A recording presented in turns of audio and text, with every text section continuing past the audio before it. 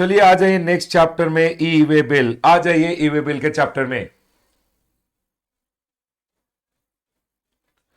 Electronic way bill ये है बाबा, इसका एक लिंकिंग दे देता हूं, उसके बाद आगे बढ़ेंगे। सर हमने सीखना स्टार्ट किया जीएसटी गुड्स और सर्विसेज से। सर गुड्स एंड सर्विस जब भी सप्लाई हो गया, सप्लाई या तो इंटरस्टेट सप्लाई होगा या सप्लाई इंट्रास्टेट सप्लाई होगा। इंटरस्टेट सप्लाई आईजीएसटी लगेगा, इंट्रास्टेट सीजीएसटी लगेगा। सर एक बार जीएसटी लेवी हो गया तो GST has to be collected and paid by a taxable person. Sir collect कैसे करेगा? कैलकुलेट करेगा। GST is equal to value of supply into rate of tax. एक बार वैल्यू कैलकुलेट कर लिया तो सर अब रेज करेगा tax invoice, credit note and debit note. Sir tax invoice raise कर लिया तो उसके बाद मेंटेन करेगा अकाउंट्स एंड रिकॉर्ड्स, और सर सामने वाले को गुड्स भेज देगा with the help of a E way bill. आ जाइए बाबा, अब चैप्टर पढ़ेंगे हम ई वे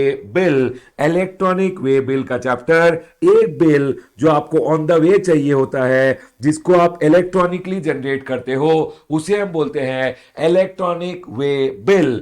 चलिए आगे बढ़ते हैं ई वे बिल में। सुनिए sir e way bill generate कौन करेगा? याद रखिएगा, सप्लायर जनरेट करेगा या रिसिपिएंट जनरेट करेगा, कंसाइनर जनरेट करेगा या कंसाइनी जनरेट करेगा। जो भी मूवमेंट कर रहा है वो ई वे बिल जनरेट करेगा। Sir e way bill supply के केस में होगा तो सप्लायर या रिसिपिएंट जनरेट कर सकता है। अगर समझ लीजिए मैं यहां से गुड्स आपके यहां तक भेज रहा हूं, उस केस में समझ लीजिए वो सप्लाई नहीं है। अगर सप्लाई का केस नहीं है तो सर, अगर सप्लाई का केस नहीं है तो सर कंसाइनर एंड कंसाइनी होगा। कंसाइनर एंड कंसाइनी कोई भी ई वे बिल जनरेट कर सकता है, जो मूवमेंट करवा रहा है वो ई वे बिल जनरेट करेगा, हुएवर कॉजेज द मूवमेंट। एक बात याद रखिएगा, अगर सप्लायर अनरजिस्टर्ड है, रिसिपिएंट रजिस्टर्ड है, तो मान लिया जाएगा कि रिसिपिएंट मूवमेंट करा रहा है और रिसिपिएंट को ई वे बिल जनरेट करना पड़ेगा। उसके बाद आता है, यही पॉइंट है, सर ई वे बिल कहां जनरेट करेंगे? याद रखिएगा, आपको जाना है ई वे बिल gst.gov.in में और ई वे बिल जनरेट करना है। उसके बाद बोल रहा है सर ई वे बिल कैसे जनरेट करना है? आपको जनरेट करना है by uploading the details in EWB01, GST EWB01 के पार्ट ए और पार्ट बी में आपको डिटेल्स अपलोड करना है। पार्ट ए में आप ट्रांजैक्शन का डिटेल डालोगे, सप्लायर कौन है, रिसिपिएंट कौन है, क्या क्या गुड्स वगैरह है, और सर पार्ट बी में आप ट्रांसपोर्टेशन का डिटेल डालोगे, रोड के थ्रू ट्रांसपोर्ट है, रेल के थ्रू है, एयर के थ्रू है, शिप के थ्रू है, वो डिटेल डालना पड़ेगा। और एक बार आपने पार्ट ए और पार्ट बी भर दिया तो बेटा आपका यूनिक ई वे बिल नंबर जनरेट हो जाएगा। उसके बाद सर ई वे बिल क्यों जनरेट करना पड़ता है? वेरी वेरी इंपॉर्टेंट, एग्जाम के लिए ध्यान रखिएगा। आपको ई वे बिल जनरेट करना पड़ता है जब भी आप मूवमेंट कर रहे हो, कॉजिंग मूवमेंट ऑफ गुड्स, जब भी मूवमेंट हो रहा है गुड्स का, जहां consignment value is greater than 50,000, तो आपको ई वे बिल जनरेट करना पड़ेगा। उसके बाद बोला गया है, और अगर इंटरस्टेट मूवमेंट कर रहे हो टू ए जॉब वर्कर, अगर आप देखिए, एक तो होता है कंसाइनमेंट वैल्यू ग्रेटर देन 50,000 है तो ई वे बिल जनरेट करना पड़ेगा। Okay sir. उसके बाद अगर आप जॉब वर्कर को गुड्स भेज रहे हो, इंटरस्टेट मूवमेंट हो रहा है और गुड जॉब वर्कर के पास जा रहा है, तो sir compulsory e way bill है। सेकेंडली, इंटरस्टेट मूवमेंट अगर हो रहा है, हैंडीक्राफ्ट गुड्स का हो रहा है, और कौन कर रहा है? वो व्यक्ति कर रहा है जिसको सेक्शन नंबर 24(1) एंड 2 में एग्जम्पशन दिया हुआ है। क्या आपको याद है? Interstate supplier of handicraft goods and casual taxable person को, जो हैंडीक्राफ्ट गुड्स सप्लाई करते हैं, उनको 20 लाख और 10 लाख तक का एग्जम्पशन है। जिन लोगों को एग्जम्पशन दिया था कंपलसरी रजिस्ट्रेशन से, interstate supplier of handicraft goods और कैजुअल टैक्सेबल पर्सन जो हैंडीक्राफ्ट गुड्स सप्लाई करते हैं, जिनको कंपलसरी रजिस्ट्रेशन से एग्जम्पशन मिला था, उनको हमेशा ई वे बिल मैंडेटरीली जनरेट करना है। वहां वैल्यू कुछ नहीं देखा जाएगा। डन सर, ये 3 पॉइंट याद रखिएगा। Number 1, all the scenarios intra और इंटर, अगर कंसाइनमेंट वैल्यू ग्रेटर देन 50,000 है तो ई वे बिल लगेगा। नंबर 2, अगर इंटरस्टेट मूवमेंट हो रहा है टू जॉब वर्कर, कोई भी वैल्यू हो, अगर जॉब वर्कर को गुड्स जा रहा है तो sir compulsory e way bill लगेगा। एंड लास्ट वाला कि सर अगर आप हैंडीक्राफ्ट गुड्स के सप्लायर हैं जो एग्जम्प्टेड फ्रॉम कंपल्सरी रजिस्ट्रेशन थे, तो आपके केस में भी ई वे बिल लगेगा। ठीक है सर, चलिए आगे बढ़ते हैं। उसके बाद सर कंसाइनमेंट वैल्यू कैसे फाइंड आउट करते हैं, हमेशा याद रखिएगा, अगर मैंने टैक्स इनवॉइस इशू किया है तो इनवॉइस वैल्यू मतलब आपको जो वैल्यू ऑफ सप्लाई है प्लस जीएसटी टोटल अमाउंट देखना पड़ेगा इंक्लूडिंग जीएसटी, वो कंसाइनमेंट वैल्यू होता है। अगर बिल ऑफ सप्लाई इशू किया है एग्जाम गुड्स के केस में सर समझ लीजिए कॉम्पोजिट एग्जाम गुड के केस में ई वे बिल चाहिए ही नहीं होता है। ठीक है, अगर समझ लिए कॉम्पोजिशन डीलर हूं और मैंने बिल ऑफ सप्लाई इशू किया है तो जो value of bill of supply है अगर वो मोर देन 50,000 है तो ई वे बिल जनरेट करना पड़ेगा। उसके बाद सर अगर समझ लीजिए मैंने tax invoice come bill of supply, दोनों टैक्स इनवॉइस मैंने अनरजिस्टर्ड पर्सन को सप्लाई किया है and tax invoice come bill of supply issue किया है, या टैक्सेबल सप्लाई 40,000 रुपीज का है सर, जीएसटी जो है 8,000 रुपीज का है, एग्जाम सप्लाई जो है वो 10,000 रुपीज का है, क्या आप बोलोगे मुझे बताइए consignment value for the purpose of E way bill कितना होगा? Consignment value for the purpose of E way bill क्या अमाउंट होगा बताइए?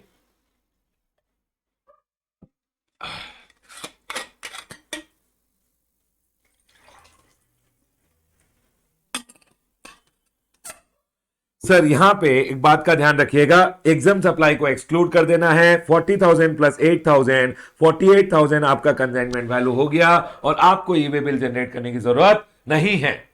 आपको ई वे बिल जनरेट तब करना पड़ता है जब वैल्यू इज मोर देन 50,000। याद रखिएगा जो भी आपने इनवॉइस में वैल्यू डिक्लेयर किया, बिल ऑफ सप्लाई या डिलीवरी चालान, अगर इनवॉइस में कोई जीएसटी अमाउंट है तो याद रखिएगा जो भी आपका वैल्यू था प्लस जीएसटी ये कंसाइनमेंट वैल्यू बनेगा। हमेशा याद रखिएगा अगर आपके इनवॉइस में कोई एग्जाम सप्लाई है उस अमाउंट को एक्सक्लूड कर दीजिएगा। इन case of invoice come bill of supply exempt supply को एक्सक्लूड करते हुए चलना है, ये भी एग्जाम पॉइंट ऑफ व्यू से इंपॉर्टेंट है। उसके बाद बोला गया है ई वे बिल कब जनरेट करना है, हमेशा याद रखिएगा ई वे बिल आपको जनरेट करना पड़ता है प्रायर टू मूवमेंट, मूवमेंट से पहले ई वे बिल जनरेट करना है। और सर रियल एयरशिप के मामले में ई वे बिल जनरेट कर सकते हो after commencement of movement, movement के बाद भी आप ई वे बिल जनरेट कर सकते हो। उसके बाद बोला गया है ई वे बिल का वैलिडिटी, हमेशा याद रखिएगा अगर आप गुड्स ट्रांसपोर्ट कर रहे हो इन ओवर डायमेंशनल कार्गो, बड़ा जो ट्रक होता है ओवर डायमेंशनल कार्गो, या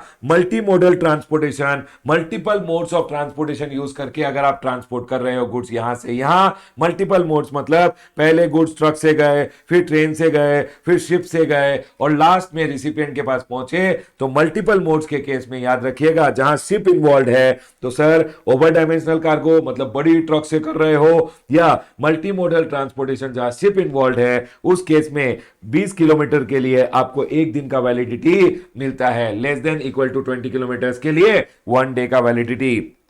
sir other than over dimensional cargo या multi modal transportation involving ship, इनको छोड़ के अगर मैं नॉर्मल कार्गो से ट्रांसपोर्ट कर रहा हूं या multiple modes of transportation use कर रहा हूं लेकिन शिप इन्वॉल्व नहीं है तो sir less than equal to 200 kilometre के लिए 1 डे का वैलिडिटी मिल जाएगा। याद रखिएगा, मुझे एक बात बताइए, आज मैंने शाम को 4 बजे ई वे बिल जनरेट किया, वो कब तक वैलिड रहेगा? हमेशा याद रखिएगा आज अगर शाम को ई वे बिल जनरेट किया है तो आज रात से लेके कल रात तक वैलिड रहेगा। मतलब अभी 4 बजे से लेके, ऐसा नहीं है कल शाम को 4 बजे तक, नहीं, आज 4 बजे से अगर आप आज शाम को 4 बजे जनरेट किया तो रात को 1 बजे से लेके नेक्स्ट रात को 1 बजे तक, सॉरी आज अगर शाम को 4 बजे जनरेट किया है आज रात के 12 बजे से लेके नेक्स्ट रात के 12 बजे तक ई वे बिल का वैलिडिटी रहेगा। आई होप ये पॉइंट आपको क्लियर है। ठीक है सर, पॉइंट क्लियर है। अब सुनिए, ये सर पहला कब कब ई वे बिल जनरेट करना है important,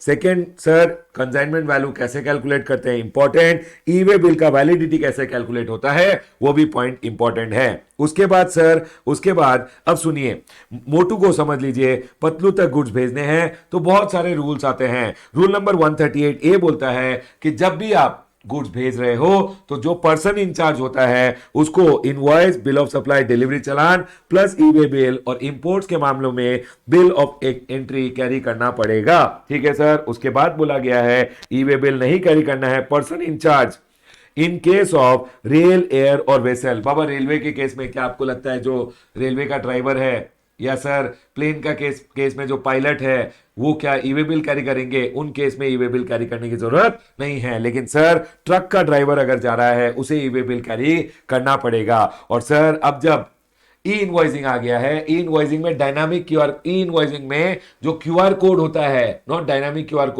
code having embedded invoice reference number, वो अगर ड्राइवर कैरी कर लेता है और फिजिकल टैक्स इनवॉइस कैरी नहीं भी करता तो भी चल जाएगा। ठीक है सर। अब ये तो रास्ते में जा रहा था, ठीक है सर। अब क्या हुआ, ऑफिसर ने रोक लिया। अब ऑफिसर ने जब रोक लिया, ऑफिसर बोलेगा ड्राइवर चल उतर जा, अपना डॉक्यूमेंट दिखा। तो sir rule number 138B officer को अलाउ करता है यहां पे कि सर वो चेकिंग कर सकता है। और कौन ऑफिसर चेक कर सकता है, ऑथराइज प्रॉपर ऑफिसर ही चेक कर सकता है। और अभी के लिए ऑथराइज कौन है, इंस्पेक्टर ऑथराइज है बाय द कमिश्नर। ठीक है सर। वो डॉक्यूमेंट चेक करेगा, ई वे बिल चेक करेगा और कन्वेंस में चेक करेगा कि आप क्या गुड्स लेके जा रहे हो। और सर एक बात याद रखिएगा, समझ लीजिए आप जिस रास्ते में जा रहे थे, इनको इंफॉर्मेशन मिला कि आपने कुछ घपला किया है, लेकिन वहां पे इंस्पेक्टर अवेलेबल नहीं है, तो कोई और ऑफिसर जो उस रूट पे अवेलेबल होगा वो आपके गुड्स का चेकिंग कर लेगा। मतलब बेसिकली आपको रोक के आपके कन्वेंस का, ई वे बिल का और डॉक्यूमेंट का चेकिंग कर सकता है। लेकिन अगर कोई और ऑफिसर बेसिकली चेकिंग करना चाहता है तो उसको कमिश्नर का परमिशन लेना पड़ता है। ठीक है सर। अब एक बार जो इस ऑफिसर ने चेकिंग कर लिया तो सर रूल नंबर 138C बोलता है कि ऑनलाइन जाके after inspection of goods in transit इसको ऑनलाइन जाके एक समरी रिपोर्ट अपलोड करना पड़ता है और वो करना पड़ता है विद इन 24 आवर्स। और सर उसके बाद फाइनल रिपोर्ट ये अपलोड करेगा इन जीएसटी WB03 का पार्ट बी में, और वो अपलोड करेगा with in 3 days plus 3 days का इसे एक्सटेंशन दिया जा सकता है। एक बार जो चेकिंग हो गया और ये समरी रिपोर्ट और फाइनल रिपोर्ट अपलोड हो गया तो फिर से आपका चेकिंग नहीं होगा। लेकिन unless there is some specific intelligent information, अगर कोई इंटेलिजेंस इंफॉर्मेशन मिला कि सर आप कुछ रास्ते में जा रहे थे, आपने अनलोड करके कुछ और गुड्स लोड करके जा रहे हो, तो उस केस में आपका दोबारा वेरिफिकेशन किया जा सकता है। Otherwise second time physical verification, basically ये जो फिजिकल वेरिफिकेशन होता है जो जहां रोक के आपके गुड्स और डॉक्यूमेंट्स का चेकिंग होता है, वो जनरली दोबारा नहीं किया जाता। ठीक है सर। अब सर अगर आपको 30 मिनट से ज्यादा रोक लिया तो आप ऑनलाइन जाके EWB04 में ग्रीवेंस रिपोर्ट भी डाल सकते हो कि मुझे यहां यहां रोक लिया है वगैरह। उसके बाद सर जब आप जा रहे हो, गवर्नमेंट बोल रहा है कि कमिश्नर क्या करेगा, आरएफआईडी डिवाइस भी इंस्टॉल करवा सकता है। अभी आरएफआईडी डिवाइस इंस्टॉल नहीं है तो इसकी बात मैं नहीं करूंगा। चलिए उसके बाद आगे जाते हुए समझ लीजिए ट्रक खराब हो गया तो सर अगर कोई ट्रक के साथ इश्यू हो गया, ये रोना चालू कर दिया। अब समझ लीजिए सर ट्रक का ब्रेकडाउन हुआ है, ब्रेकडाउन मतलब टायर वगैरह पंचर हो गया है या कुछ खराबी वगैरह आ गई है, रिपेयरेबल है, तो आप एक काम कीजिए, ई वे बिल का आप एक्सटेंशन ले सकते हो। याद रखिएगा ई वे बिल का एक्सटेंशन, अगर रात को 12 बजे ई वे बिल एक्सपायर होने वाला है, 8 घंटा बाद तक भी आप एक्सटेंशन ले सकते हो। और 8 घंटा पहले, मतलब अगर रात को 12 बजे ई वे बिल एक्सपायर होने वाला है, शाम को 4 बजे के बाद, एक दिन पहले मतलब शाम को 4 बजे के बाद आप एक्सटेंशन मांग सकते हो। रात को ई वे बिल एक्सपायर हो गया तो भी कल सुबह 8 बजे तक आप एक्सटेंशन ले सकते हो। सर समझ लीजिए ट्रक के साथ इश्यू हो गया है और अब मुझे ट्रक चेंज करना पड़ेगा, रिजल्टिंग इन ट्रक चेंज, हो सकता है ब्रेकडाउन के कारण या फिर सर ट्रांसशिपमेंट, मैं दूसरे ट्रक में भेज के डाल के आगे गुड्स भेज रहा हूं। अगर आपका खुद का कन्वेंस है तो पार्ट भी अपडेट कर दीजिए। अगर सेम ट्रांसपोर्टर ही आपके गुड्स आगे लेके जा रहा है तो ट्रांसपोर्टर को आपने ई वे बिल असाइन किया होगा, वही पार्ट भी अपडेट करेगा और गुड्स को आगे लेके चला जाएगा। लेकिन सर अगर आपने डिफरेंट ट्रांसपोर्टर को आपके गुड्स अब दिए हैं तो इस केस में क्या होगा सर, जो आप ट्रांसपोर्टर क्या करेगा, जिसको आपने already E way bill assign किया था वो दूसरे ट्रांसपोर्टर को ई वे बिल असाइन करेगा और अब दूसरा ट्रांसपोर्टर पार्ट बी में अपना ट्रक का डिटेल डालेगा, मोटर व्हीकल का डिटेल डालते हुए आगे चला जाएगा। अब सुनिए सर ई वे बिल कब कब जरूरत नहीं होता है, इसका एक सी ग्रेडेड क्वेश्चन एग्जाम में 3 मार्क का पूछ सकते हैं। बेटा ये मैं नहीं पढ़ाऊंगा, ये आप घर में सारे पॉइंट मैंने लिखे हुए हैं, घर में पढ़ लीजिएगा। सेल्फ एक्सप्लेनेटरी पॉइंट है कि कब कब आपको ई वे बिल का जरूरत नहीं पड़ता है। ठीक है सर, पॉइंट क्लियर है। अब सुनिए मुझे एक बात बताइए सर, क्या होता है ना, अगर समझ लीजिए ये है दिल्ली, ये दिल्ली है मेरे यार। ठीक है, अब दिल्ली है, ठीक है, दिल्ली में ये डोमेस्टिक टेरिफ एरिया में एक आदमी है, उसने क्या किया, एसईजेड में एक यूनिट था, एसईजेड में एक यूनिट था, उसको गुड्स सप्लाई किए। मेरा क्वेश्चन आपसे ये है, एसईजेड को सप्लाई करना इंट्रा स्टेट सप्लाई है या इंटर स्टेट सप्लाई है? बोलिए, एसईजेड को सप्लाई करना इंट्रा स्टेट सप्लाई है या इंटर स्टेट सप्लाई है? ये बोल दीजिए मुझे। सर, एसईजेड को सप्लाई करना इंटर स्टेट सप्लाई है, इंटर स्टेट सप्लाई है। यस सर, लेकिन पता है इसको किस टाइप का मूवमेंट बोला जाएगा? इसको मूवमेंट बोला जाएगा, इंट्रा स्टेट मूवमेंट ही बोला जाएगा। जस्ट फॉर योर नॉलेज मैं बोल रहा हूं, ई वे बिल में हमेशा याद रखिएगा आपको मूवमेंट देखना पड़ता है, और इसे हम intra state supply, intra state movement बोलेंगे, क्योंकि ये movement with in the same state हो रहा है। पता है आपको, जब एक स्टेट के अंदर ही मूवमेंट होता है तो उस स्टेट के जो जीएसटी लॉज होते हैं वो उस ट्रांजैक्शन पे अप्लाई करते हैं। अब सर, अगर मैं बोलूं दिल्ली के अंदर ही मूवमेंट हो रहा है तो दिल्ली का एसजीएसटी लॉज अप्लाई करेगा ई वे बिल जनरेशन पर्पस के लिए। बस इतना ही फॉर योर नॉलेज कि सर ये सप्लाई तो इंटरस्टेट है, लेकिन ई वे बिल में हम सप्लाई नहीं देखते, हम मूवमेंट देखते हैं। और ये किस टाइप का मूवमेंट है? ये इंट्रा स्टेट मूवमेंट बोला जाएगा, और दिल्ली स्टेट का जो जीएसटी लॉज है वही इस मूवमेंट के ऊपर अप्लाई करेगा। चलिए एक क्वेश्चन और पूछता हूं, ये एक सर्कुलर है इसलिए बोल रहा हूं, समझ लीजिए। ये है दिल्ली, ये है यूपी, यहां पे सर ये दिल्ली का सप्लायर है, ये सर सप्लायर है, ये रिसिपिएंट है, इसने इसको गुड्स बेचे। ठीक है सर, अब सुनिए, इसने इसको गुड्स बेचे तो ये क्या सप्लाई हुआ? सर ये तो इंट्रा स्टेट सप्लाई हुआ। अब पता है क्या हुआ, इसने क्या किया, गुड्स को एक ट्रक में डाला और ये ट्रक को यहां से यहां भेज दिया। बोला सिटी के अंदर से जाओगे तो ट्रैफिक होगा, यहां से यहां चले जा। तो सर जैसे ही आप दूसरे स्टेट में एंटर कर गए तो याद रखिएगा ये मूवमेंट कैसा मूवमेंट हो गया, मुझे बताइए। इस मूवमेंट को इंट्रा स्टेट मूवमेंट बोलेंगे या इंटर स्टेट मूवमेंट बोलेंगे? सर इस मूवमेंट को हम इंटर स्टेट मूवमेंट बोलेंगे, क्योंकि सर ये दूसरे स्टेट में गुड्स मूव हो रहे हैं। तो सर दिल्ली और यूपी दोनों स्टेट से जब गुड्स जा रहे हैं तो किस स्टेट का जीएसटी लॉ लगेगा? गवर्नमेंट ने यहां बोल दिया, गवर्नमेंट ने यहां बोल दिया कि इंटर स्टेट मूवमेंट पे सीजीएसटी जो लॉ होता है वो अप्लाई करेगा। जस्ट फॉर योर नॉलेज मैंने यहां बोल दिया। सर एग्जाम पर्पस के लिए इसमें कोई इतना खास पूछने लायक कुछ नहीं है। याद रखिएगा with in the state movement अगर होता है तो वो इंट्रा स्टेट मूवमेंट है, उस स्टेट का जो जीएसटी लॉ है वो अप्लाई होगा। अगर दूसरे स्टेट से होते हुए गुड्स जा रहे हैं तो सर दो स्टेट्स इन्वॉल्व हो गए, सीजीएसटी लॉ अप्लाई करेगा for e way bill purpose. Are we clear sir? लेकिन आपको एग्जाम पर्पस के लिए कोई मतलब नहीं बनता है, एग्जाम में तो आपको सीजीएसटी लॉ ही पढ़ना है, और सीजीएसटी लॉ यही बोलता है कि ई वे बिल आपको जनरेट करना पड़ेगा जब value is more than 50,000 rupees. ठीक है सर, चलिए आगे बढ़ते हैं। उसके बाद आ जाइए सर, उसके बाद ये यहां पे ये सर्कुलर लिखा हुआ है, मैंने यहां नीचे लिख दिया। उसके बाद सर ई वे बिल कौन जनरेट करेगा? ये जो who shall generate e way bill है सर, रोड का केस में अगर गुड्स ट्रांसपोर्ट हो रहा है, part A and part B दोनों, सर जो रजिस्टर्ड पर्सन मूवमेंट करा रहा है वो ई वे बिल जनरेट करेगा। मतलब अगर आप खुद के कन्वेंस में या हायर्ड कन्वेंस में ट्रांसपोर्ट कर रहे हो या पब्लिक कन्वेंस में ट्रांसपोर्ट कर रहे हो तो सर आप ही पार्ट ए भरिए, आप ही पार्ट बी भरिए। सर अगर ट्रांसपोर्टर को दिया है तो पार्ट ए आप भर दीजिए, पार्ट ए आप भर दीजिए, और part B sir registered person क्या करेगा, असाइन कर देगा ई वे बिल। किसको? Registered person e way bill assign कर देगा ट्रांसपोर्टर को, और ट्रांसपोर्टर ई वे बिल का पार्ट बी भरते हुए sir e way bill generate कर लेगा। सर अगर रेल के थ्रू मूवमेंट हो रहा है, रेल एयर और वेसल के थ्रू मूवमेंट हो रहा है तो पार्ट ए रजिस्टर्ड पर्सन भरेगा जो मूवमेंट कर रहा है, और पार्ट बी भी रजिस्टर्ड पर्सन भरेगा। बट यहां पे एक पॉइंट है कि सर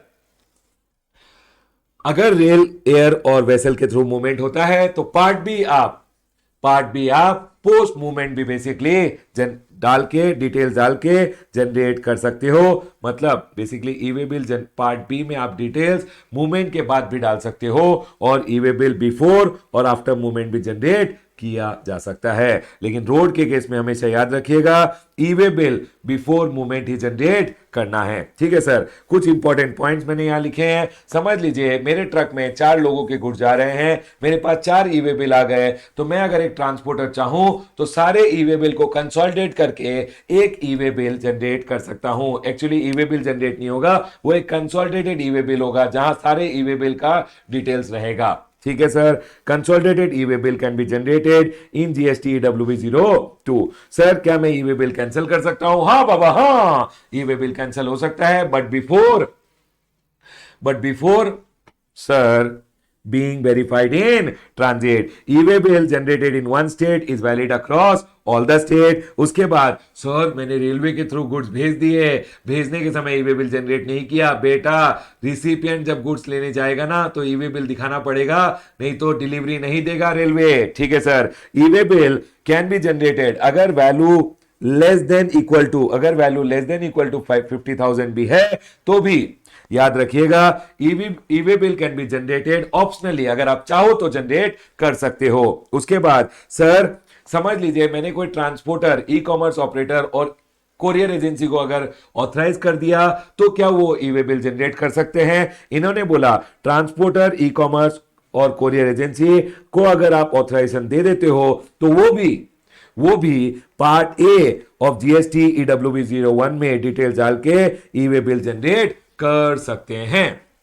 उसके बाद लास्ट पॉइंट है, समझ लीजिए कंजाइनर ने भी ई वे बिल जनरेट नहीं किया, कंजाइनी ने भी ई वे बिल जनरेट नहीं किया, मैं गुड्स ट्रांसपोर्ट कर रहा हूं, क्या मैं ई वे बिल जनरेट कर सकता हूं? गवर्नमेंट ने यहां बोला है कि sir consignor and consignee has not generated E way bill and aggregate value of goods carried greater than 50,000 है। अगर aggregate value of goods is greater than 50,000 तो transporter shall with respect to intrastate supply, transporter को mandatorily generate करना पड़ेगा E way bill in EWB01 on the basis of invoice और bill of supply और delivery challan जो उसको कंजाइनर और consignee से मिला है।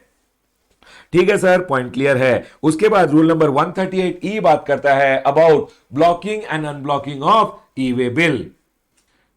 अब सुनिए, यहां जो मोस्ट इंपॉर्टेंट पार्ट है वो बोलता है blocking and unblocking of E way bill. Sir rule number 138E restriction on furnishing information in part A, मतलब कब आपका ई वे बिल ब्लॉक कर दिया जाएगा। ये बोल रहे हैं no person shall be allowed to furnish information in part A in respect of outward movement of goods of a registered person।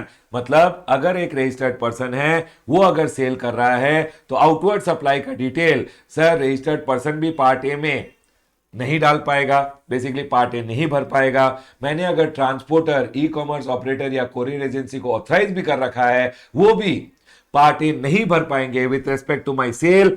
अगर मैं एक कॉम्पोजिशन डीलर हूं और मैंने CMP02 for 2 consecutive quarter furnish नहीं किया, sorry CMP08 for 2 consecutive quarter furnish नहीं किया है। अगर मैं अदर देन ए हूं, मतलब अदर देन कॉम्पोजिशन डीलर हूं और मैंने अपना return for consecutive period of 2 tax period, मतलब अगर मैं मंथली रिटर्न फाइल करता हूं तो 2 महीने के लिए मैंने अपना समझ लीजिए GSTR 3 भी नहीं लगाया। अगर मैं क्वार्टरली रिटर्न फाइल करता हूं 2 क्वार्टर के लिए, अगर समझ लीजिए मैंने GSTR 3 भी फाइल नहीं किया तो मेरा ई वे बिल ब्लॉक कर दिया जाएगा। Sir being a person other than a, मतलब अदर देन कॉम्पोजिशन डीलर, और मैंने GSTR 1 फॉर 2 मंथ्स और 2 क्वार्टर अगर फर्निश नहीं किया है 2 मंथ्स और 2 क्वार्टर, तो मेरा ई वे बिल ब्लॉक कर दिया जाएगा। और sir being a person who is registration has been suspended, अगर मेरा रजिस्ट्रेशन सस्पेंडेड है अंडर रूल नंबर 21, तो गवर्नमेंट बोल रहा है 21A के अंडर अगर आपका रजिस्ट्रेशन सस्पेंडेड है